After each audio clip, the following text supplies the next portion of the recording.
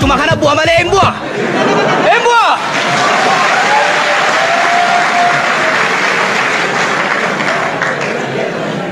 Madam Mari tahu mana makan nasi mana minta turun male. Oh ni beranjur atu ecu. Kana soda dina. Alagan buah male embuah. Embuah.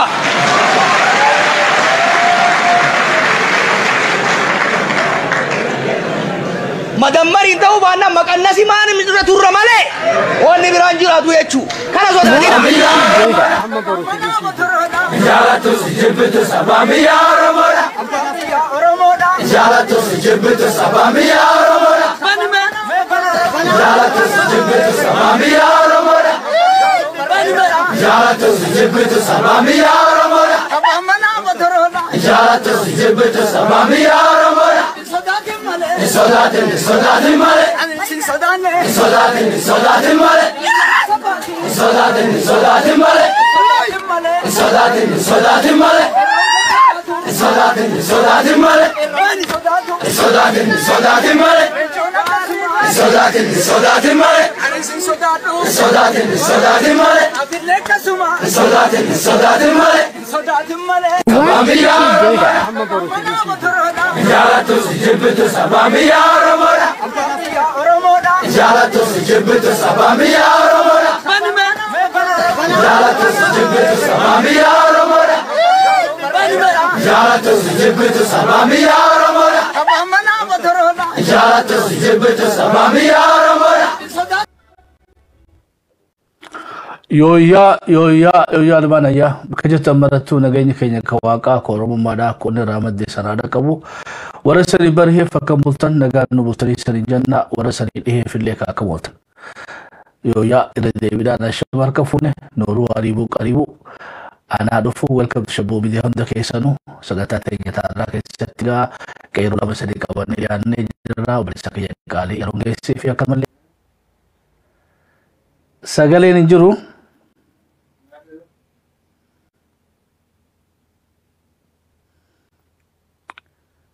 no first child mana ya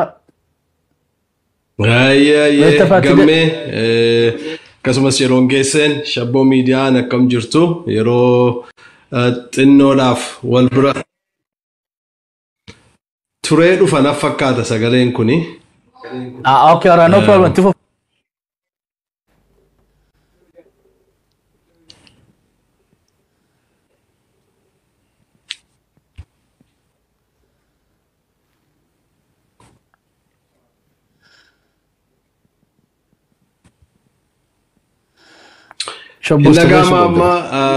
nalageessu amani dagaatiin dilleetee dhufaa jira I think delay qabana fakkaata turee dhufaa akkam jirtu hundumtu yeroo xinnoo isheetiif miidiyaa kanarraa gaa achi faffagaannee jirra garuu har'as deebinee dhimma sabaa dhimma Oromoo dhimma biyya keenyaarraa haasa'uudhaaf as jirra afeerraa keessaniif warri shabboo miidiyaa fayyadataa ayyee nullee ka afeerraa keenya fudhattanii yeroo teessan aasaa gootanii asirratti nu argamuu keessaniif maqaa ilmaan Oromoo idil addunyaatti Oromiyaa keessa jiraniin galatoomaa waaqayyo sadaa kabajuu jaasan hundinuu shabboo gawaa dillee kana walitti nu qindeessi mee gaafii kiyya kadura yeroon geesseedhaan hin jalqaba yeroon geessee xiqqoo booda san deebisa 2012 irraa ilaa haga beeytee 18 tti qabsoo cimtuu dagaggeeffanne dhaloonni haarayni dungoo qabsoodhaa fudhatee ofii wal organize godhee ofii of hoogganee wayyaanee kuffisuu dandeenya ammoo sirna kuffisu malee sirna ofii ijaarachuu irratti dogoggora tarsiimoodhaa uumneedhaan aangoo teenya dabarsinee OPDOdhaaf laannee gaagatii gurguddaa kafalle OPDOnis amaanatti kan namte san gantee roadmappii warra kottee duudhaa fudhachuudhaan keessaa'uu ka beetee andargaachoo tsigiyaanaatu barreesseetti kan roadmappii san gaa kasaaraa hoggaa shanan kana keessatti itti fide ifa galaa jechuu kiyya Oromiyaa keessa jalqaban Wallaggatti jenesaayidiin jalqabe Tigraayitti itti fufe amma immoo kun lola guddaa sadaffaadha kan Oromiyaa tokkoffaa yoo fudhanne kan Tigraay lammaffaa yoo godhanne ka Amaaraa harka sadaffaa kanaas deema namicha roadmap kanatti kannallee akka biyya keessa oduu dhagaa jirutti arra manatti marsaa jira waahillan isaa kakalee isaa kan uganee qabate hunda warra isaanis ganee hidhatti guuraa jira duuba imalaka hoggaa shananii kana opidoo malirraa baratte nutoo malirraa baran yeroon dogoggora isaanirraa deebi'anii isaanis beektee gara saba isaanitti deebi'anii wal qabannee walii gallee alaagaluu dan qabnu amma fakkaattu jechuudha yeroo diinni kunoo Gondarii fi Baaddaar keessaa dhiichisaa jiru kana keessatti yoo arra walii galuu hin dandeenye yoo walii galuu dandeenya. Meegaa walii galattoo mallattoo gara keessin hubataa jirtu keessaa OPDO'n Andaargaachoo Tsiggee hidhuudhaan Kristaan Taaddala hidhuudhaa fi tarkaanfileen tokko amma irratti argaa jirruu fi lolli faannoo rabbanan kuni OPDO'n dogoggora isii kakalee isaa sanirraa barattee daandii irratti deebi'uudhaa fi kajeelte jennamu moo deebite jennamu akkami ivaaluu goona jijjiirama ammaa kana. Hedduu ulfaadhu gamme gaafichi kun gaafii bal'aa fi silaa yeroo dheeraa fudhatamee gaafimmaan kun qoftinuu marii guddaa marii of danda'u kan mataa isaa gaafii barbaadu. Dhugaa dubbachuudhaaf qeerroon Oromoon jijjiirama sana fiduudhaaf yookiin ammoo EPRDF TPLF'n kan hoogganamu aangoo irraa buusuudhaaf qeerroo 5,000 ol Oromoon itti wareegee jira. Qeerroo 5,000 ol wareegamni godhamee jijjiiramni dhufe sun Oromoon abdii guddaadhaan eeggachaa ture. Gaafileen Oromoon deebiti jedhee eeggachaa ture. Gaafiin Oromoo tokkollee hanga ammaatti hin deebine. Gaafiin Oromoo deebi'uudhaa miti qabsaa'onni Oromoodhaa koottaa gara biyyaa galaa jedhaman tiraappii keessa galfatanii yookiin ammoo siiboo keessa yookiin qolaa keessa galfatanii sana booda hooggantoonni ABO hardhallee irra guddaan isaanii mana hidhaa keessa hardhallee. Bu'aan qabsoon Oromoon achirraa argate yoo kallattii hundaan ilaalle waggoota 5 state of emergency jalqaba guyyaa Oromiyaa irratti labsamu guyyaa Abiy Ahmed walgahii irraa hafu achirraa yoo kaastee as deemte Wallagga guyyaa sanarraa Gujiin guyyaa sanarraa eessa keessa jirti yoo jette imimmaan hangarraa sirraan qofa. Har'as bo'u jira Oromoon. Har'as gaddu jira Oromoon. Har'as haati Oromoo imimmaan qorfachuu hin dandeenye waggaa 5 booda jarri kun aangoo qabatanii. Fagoo miti. Waggoma 3 kana yoo yaadanne Kisaraan Oromoon yookiin ammootu Hacaaluu Hundeessaa qabsoo Oromoo sana keessatti gahee mataa isaa ta'e qaba. Hacaaluu nyaatte qabsoon bu'aan qabsoo tanaa. Daadhii Galaanfaa nyaatte bu'aan qabsoo tanaa. Jawaar Mohaammed Baqqalaa Garbaa fi akkasumas ammootu hooggantoonni Oromoo warri kaalkuleetar hojjetee nuti itti kenne jedhee qabsoo kanaa fi simannaa Jawaar Mohammediif godhame ni yaadattan. Simannaa ABO'dhaaf godhame ni yaadattan. Hundi kun isaatu dhabamee har'a bu'aan qabsoo Oromoodhaa akka Amaanu'eel Wandimmoo Addabaabayitti ajjeefamuu ta'e. Akka artistoota Oromoo bakka hundatti hoteela jiranitti adamfamanii ajjeefamuu ta'e. Akka ilmaan Oromoodhaa mana hunda keessa seenanii qeerroon Oromoodhaa waliin akka deemee adamfamuu ta'e Wallagga keessatti waggoota 5 kana waan ta'e haati daa'ima wajjin boqqolloo isii gwaaroo isii keessatti arama akka boqqollaa jalaa hin buqqifanne ta'e. Qabeenyaan yoo ta'e dinagdeen Oromoodhaa yeroo har'aa kana dhibbatti ziiroo galee gatiin jimaa eessa akka jiru Awwadaa haa yaadatu. Gatiin qamadii eessa jiru Arsiin haa yaadatu. Gatiin bunaa eessa akka jiru Jimma haa yaadatu. Silaa Wallagga keessatti wanti ati dubbattu dinagdee dhagaasuu dandeettu miti. Nageenyi hin jiru namni nagahaan bahee galaa hin jiru. Kanaaf bu'aan qabsoon Oromoo bara 2018 gaggeesse Oromoo irratti biyya alaa kana keessatti diiyaaspooraa waggoota 5 darbe kana keessatti waan keessa dabarre ni yaadattan. Jalqaba guyyaa jarri kun aangootti dhufan gaafii Oromoo nu deebisu jennee ilmaan nafxanyootaa magaalaa kophaa kiyyaayyuu jechuudha. Mataa kootiin guyyaa nafxanyoonni magaalaa kana bahanii Abiyyiin irratti hiriira bahuun mirga isaaniiti. Guyyaa isaan deemanii jecha gaallaa jedhu achi keessa kaasan kophaa koo fincifachuudhaan abadan Oromoodhaan jecha kanaan arrabsuu hin dandeetta maqaa jedhuun qabsoon garagaraa ka'e.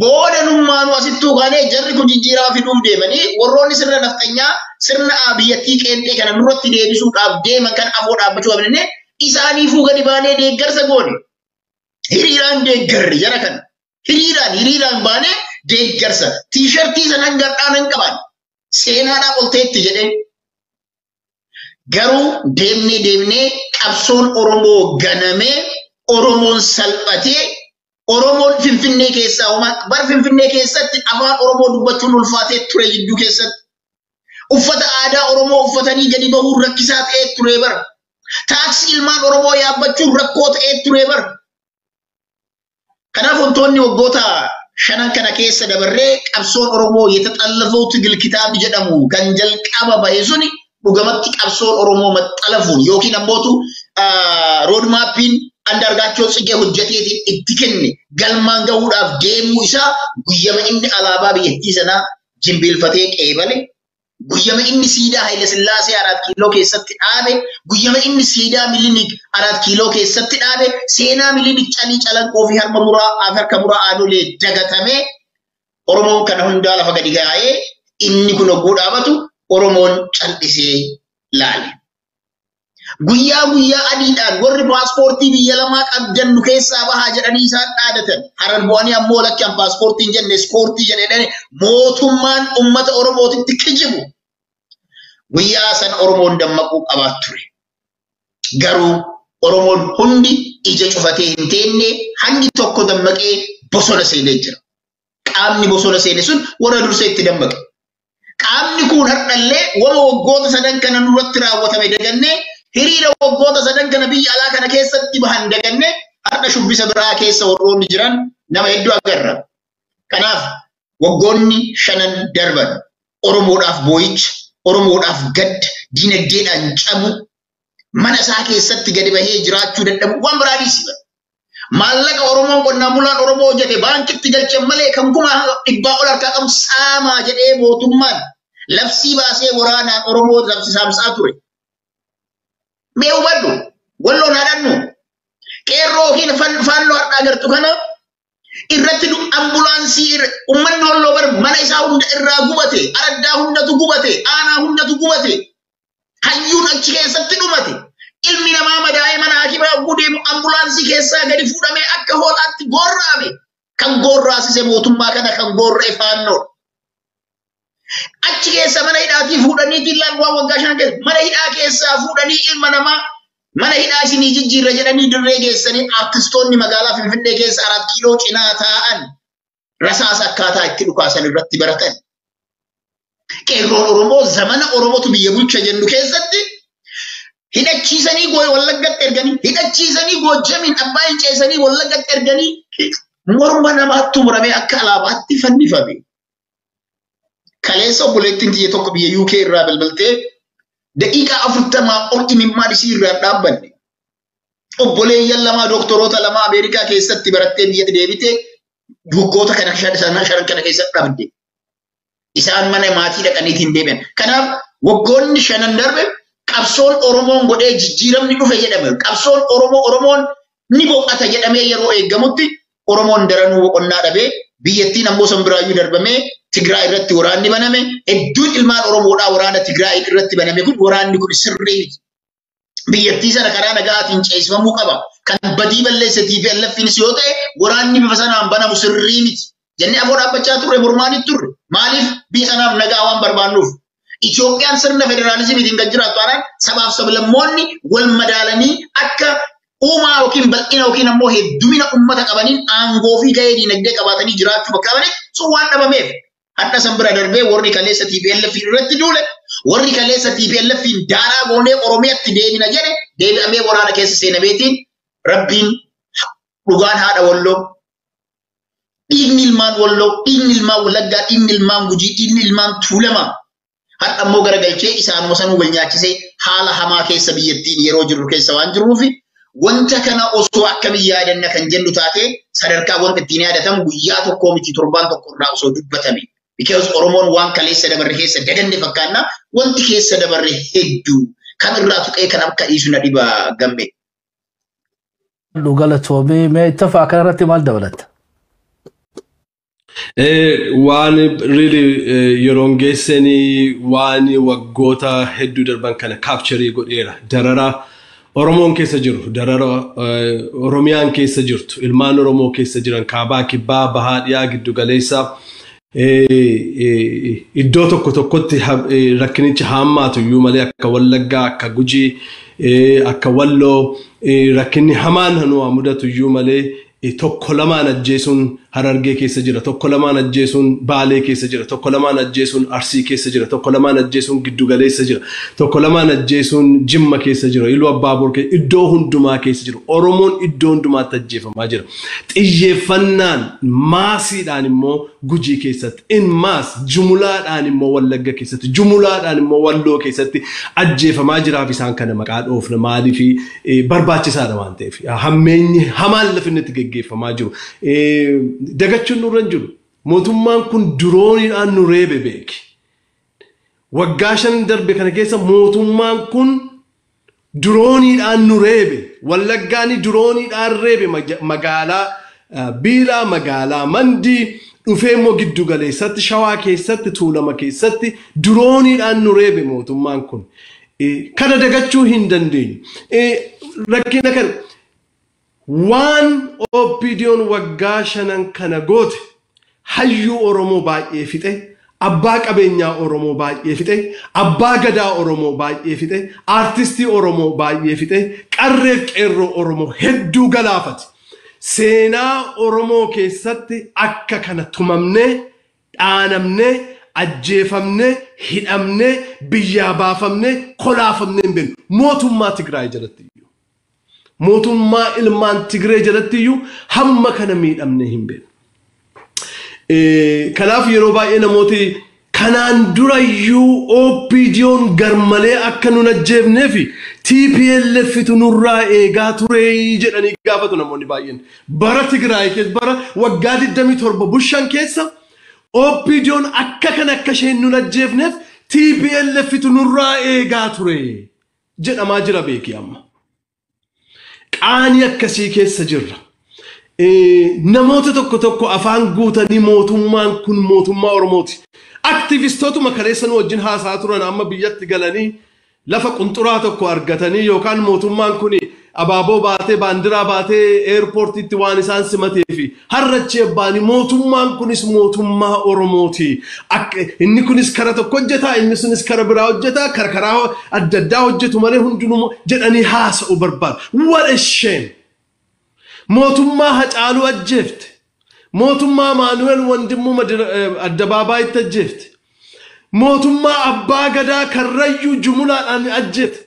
Mootummaa dheengadda dargaggoo shan Wallagga keessatti boolla tokkotti lubbuu wajjin awwaalte. Mootummaa keenya jennee haasa'uuni mooraalii maaliitiin kana haasofna. Qaaniidha beeki kun. Haati ijoollee sanaa maalluun jetti. Haati manaa Hacaaluu maalluun jetti. Habbeef haati Hacaaluu maalluun jedhu. Haati Amaanuweel maalluun jetti. Har'a mootummaan kun mootummaa keenya yoo jenne. Dhugaa dubbachuudhaaf emotionally nu godha wanti kun. Gaaffii OPDO'n waa baraa jirti. Waa barteetti. Waan ta'e kanarraa bartee laata sammuu naanneeffatteetii kan isheen amma waa hidhuu jalqabde kun abaluun manatti marsaniiru. Abaluun manadhaa kaa'aniiru. OPDO'n mental capacity